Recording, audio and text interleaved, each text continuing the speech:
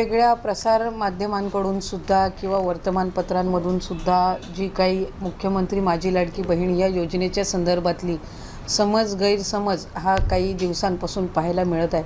खरं तर आजपर्यंत आम्ही कुठल्याही आत्तापर्यंत ज्यांना लाभ दिलेला आहे त्यांच्यापैकी कुठल्याही लाडक्या बहिणीचे पैसे किंवा लाभ हा परत घेण्यात आलेला नाही आहे, हे मला आपल्या माध्यमातून निश्चितपणाने स्पष्ट करायचं आहे। आमच्याकडे वेगवेगळ्या जिल्ह्यांमध्ये स्थानिक प्रशासनाकडे ॲप्लिकेशन्स येत आहेत, म्हणजे काही निवेदनं येत आहेत की ज्या स्वतःहून स्वइच्छेने व्हॉलंटरीली ज्या पात्र होत नाही आहेत योजनेमध्ये त्यांचे त्या ठिकाणी खालच्या स्तरावर निवेदनं येत आहेत की आम्ही साधारणपणे ह्या योजनेमध्ये पात्र नाही आहोत, तर आम्हाला आमचा लाभ हा बंद करायचा आहे किंवा आम्ही ह्या योजनेसाठी आता पात्र होत नाही आहोत। तर त्या संदर्भातले जे ॲप्लिकेशन्स आहेत ते आम्हाला स्थानिक प्रशासनाच्या माध्यमातून, काही विभागाची जी आम्ही हेल्पलाईन केलेली आहे, काही डायरेक्ट विभागाकडे असेल तर अशा पद्धतीचे येत आहेत। पण हा साधारणपणे रफली जो आकडा आहे हा काही 3-4.5 हजारमध्ये असेल आणि तो रोज 5-10 अशा पद्धतीचे अर्ज आहेत।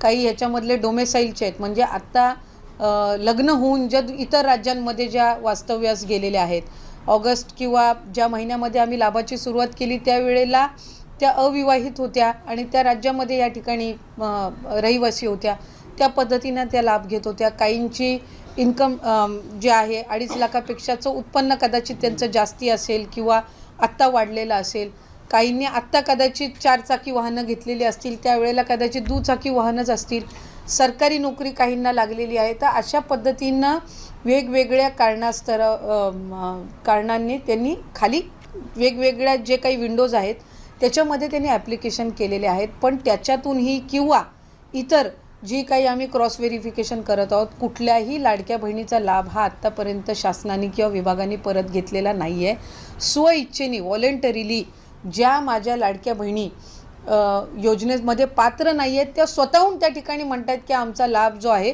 तो आपण त्या ठिकाणी परत घ्यावा किंवा आम्ही आता या योजनेसाठी आम्ही पात्र नाही आहोत, अशा पद्धतीचे जे ॲप्लिकेशन्स येत आहेत त्या संदर्भातली जी भूमिका आहे ती आम्ही वेळोवेळी स्पष्ट केलेली आहे। ज्या माझ्या लाडक्या बहिणींना लाभ गेलेला आहे आत्तापर्यंत, म्हणजे किती 4 हफ्ते असतील, 5 हफ्ते असतील, काहींना 6 हफ्ते गेले असतील, कारण जुलै ऑगस्टचा आम्ही एकत्रितपणाने दिलेला होता, त्याच्यानंतर सप्टेंबर ऑक्टोबर महिन्याचा 9 ऑक्टोबरला दिलेला होता, डिसेंबर महिन्याचा आम्ही 25 ते 30 डिसेंबर दिलं होतं।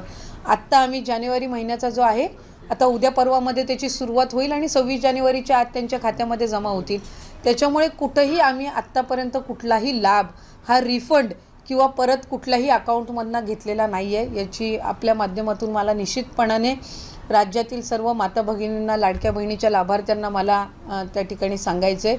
आणि या संदर्भामध्ये कुठलाही अशा पद्धतीचा निर्णय विभाग किंवा सरकारने घेतलेला नाही आहे। त्यामुळे जे काही या संदर्भातला संभ्रम तयार करण्यात येतो आहे त्यामध्ये अजिबातही माझ्या कुठल्याही लाडकी बहिणीच्या लाभार्थ्यांनी त्या संभ्रमाला बळी पडू नये। आम्ही कोणाचाही लाभ आत्तापर्यंत परत घेतलेला नाही आहे, त्या संदर्भातला कुठलाही निर्णय हा विभाग किंवा शासन स्तरावर झालेला नाही आहे। जसं तुम्ही सांगितलं की आम्ही निर्णय घेतलेला नाही, परंतु प्रश्न असा आहे की येत्या काळामध्ये सुद्धा असा निर्णय म्हणजे स्वतःहून सरकार कोणाला पैसे परत मागणार नाही, ज्यांची इच्छा आहे त्यांनी परत करावं असंच धोरण पुढे पण अवलंबलं जाणार आहे निश्चितपणाने। कारण आम्ही आता ज्या लाडक्या बहिणींनी लाभ घेतलेला आहे, शेवटी साधारणपणे आपण लक्षात घ्या की आम्ही 2 किंवा 3 महिन्याच्या गॅपनी लाभ दिलेला आहे। आत्ता डिसेंबरचा 1 महिन्याचाच लाभ गेला आहे किंवा जानेवारीचा आता जाणार आहे तो जानेवारी महिन्याचाच लाभ जाणार आहे, पण याच्या आधी 9 ऑक्टोबरला जो आम्ही लाभ दिला होता तो सप्टेंबर आणि ऑक्टोबरचा मिळून होता, किंवा जो ऑगस्ट महिन्यामध्ये दिला तो जुलै आणि ऑगस्टचा मिळून होता।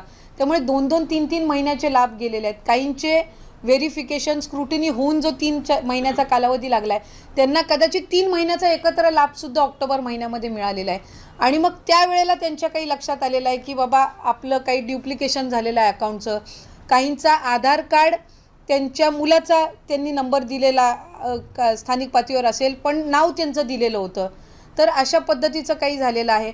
आणि ही मुख्यमंत्री लाडकी बहीण ही काही एकमेव योजना नाही आहे जे अशा पद्धतीचं क्रॉस व्हेरिफिकेशन किंवा स्क्रुटिनी करणारं, ही नवीन योजना आहे। 4-5 महिनेच झालेत योजना सुरू होऊन, म्हणून त्या संदर्भातले वेगवेगळे जे काही संभ्रम आहेत किंवा ज्या काही अफवा आहेत ते पसरवण्याचं काम होतं आहे. शासनाची आत्तापर्यंत कुठल्याही विभागाची तुम्ही कुठलीही योजना जर घेतलीत तर त्याचं सालाबादप्रमाणे स्क्रुटिनी किंवा क्रॉस व्हेरिफिकेशन होतच असतं. तुम्ही संजय गांधी निराधार योजना जर घेतलीत तर त्याचंसुद्धा वर्षातून एकदा त्याचं क्रॉस व्हेरिफिकेशन होत असतं. कोण पात्र आहेत, कोण अपात्र आहेत.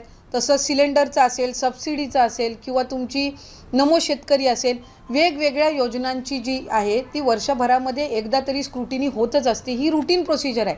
ही काही जगावेगळी किंवा प्रचलित नसणारी किंवा नवीन आणलेली काही ही प्रक्रिया नाही आहे.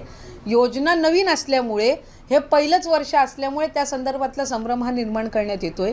आत्तापर्यंत कुठल्याही योजनेचा वेगवेगळे विभाग, अन्न व नागरी पुरवठा असेल, कृषी विभाग असेल, तुमचं इतर काही त्या संदर्भातले आदिवासी विभाग असेल, कुठल्याही ह्याची जी थेट लाभाची योजना आहे याच्या संदर्भातली जी क्रॉस व्हेरिफिकेशन किंवा स्क्रुटिनी किंवा त्याचं मूल्यमापन करणं ही एक नियमित असणारी प्रक्रिया आहे. त्याच्यामध्ये काही वेगळं काही आहे अशातला काही भाग नाही. आत्ता एकच वर्ष अजून पूर्ण पण नाही झालेला योजना आणून, त्याच्यामुळे त्या संदर्भातले वेगवेगळे जे काही समज आहेत ते होत आहेत. पण ही एक रुटीन प्रोसिजर आहे. आम्ही आत्तापर्यंत कुठल्याही एकाही महिलेचा लाभ हा त्यांच्या इच्छेविना किंवा त्यांनी शासनाला व्हॉलेंटरीली रिक्वेस्ट केलेली आहे की बाबा मला आता सरकारी नोकरी लागलेली आहे, आता मी आपल्या ह्या योजनेसाठी काही पात्र होत नाही आहे, तर त्या पद्धतीचे ॲप्लिकेशन झाले असतील तर हा वेगळा भाग झाला. पण त्यांचेही आणखीन आम्ही कोणाची याच्यामध्ये लाभ हा परत घेतलेला नाही आहे. आणि स्क्रुटिनीमध्ये कोणाचे लाभ परत घेण्याचे 5 महिन्याचे का 6 महिन्याचे हा तर प्रश्नच त्या ठिकाणी उद्भवत नाही, कारण त्या संदर्भातला निर्णयच अजून विभाग किंवा शासनाने अशा पद्धतीची कुठेही चर्चाही झालेली नाही आहे आणि निर्णयही झालेला नाही.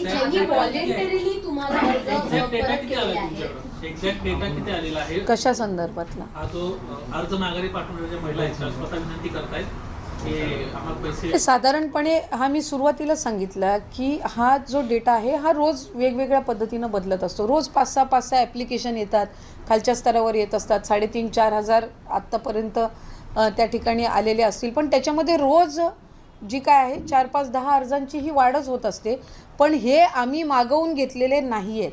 हे स्वतःहून जे लाभार्थी आहेत ज्यांनी लाभ घेतलेला आहे 2-3-4 महिने, पण त्यांना त्या ठिकाणी आत्ता वेगवेगळ्या कारणांमुळे त्यांना माहिती झालेलं आहे की आपण अपात्र आहोत, हे व्हॉलेंटरीली जे देत आहेत स्वइच्छेने, हे त्या आपण अर्जांबद्दल बोलत आहे. आम्ही शासन म्हणून कुठल्याही एका लाभार्थ्याच्या लाभालाही हात लावला नाही आहे किंवा त्यांच्याकडे कुठल्या पद्धतीची आम्ही संपर्क करून कुठली माहिती अजून मागवलेली नाही. काही ज्यांनी व्हॉलेंटरीली अर्ज पुढे केलेले आहे की आमचे लाभ परत द्या, अशी एखादी केस आहे का तुमच्याकडे? असे तर आपणच त्या ठिकाणी आपल्याही माध्यमातून अनेकदा गेलेला आहे की 4-4.5 हजार महिला अशा आहेत, 4-4.5 हजार आहेत. आमचा हा आकडा आहे जो रोज 5-10 ज्या महिलांचा आहे ह्यांनी अर्ज येतात त्या ह्यांनी हे होतं आहे, तो रोज बदलत राहतो. आत्ता साधारणपणे 3,500-4 हजार असतील. पण त्या संदर्भातलाही अजून रिफंडिंग असेल त्याची किंवा ते पैसे परत घेणं असेल, ही प्रक्रिया काही आम्ही त्यांच्या संदर्भात